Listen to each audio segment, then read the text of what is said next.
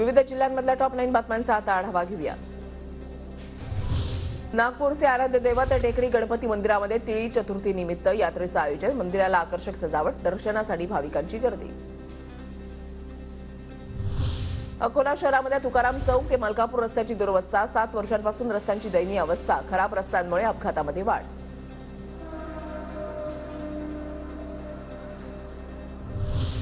धाराशिव तालुक्यामध्ये सापडल्या 700 नवीन कुणबी मराठा नोंदी, मोडी लिपीमधल्या सापडलेल्या या नोंदी ऑनलाईन करण्यात येणार। भंडारा जिल्ह्यामध्ये पोलीस विभागाच्या वतीनं रन विथ पोलीस महामॅरेथॉन, जिल्हाधिकाऱ्यांसह पोलीस अधीक्षकांची उपस्थिती।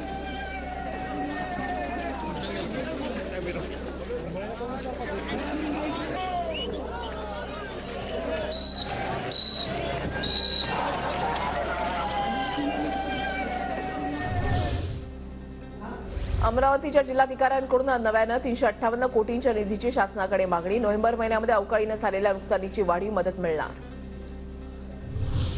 रत्नागिरी जिल्ह्यामध्ये भाजीपाल्याची आवक वाढली, वांगी, नवलकोल, पावटा मोठ्या प्रमाणात मार्केटमध्ये दाखल, मात्र लसणाची 300 रुपये किलो दराने विक्री।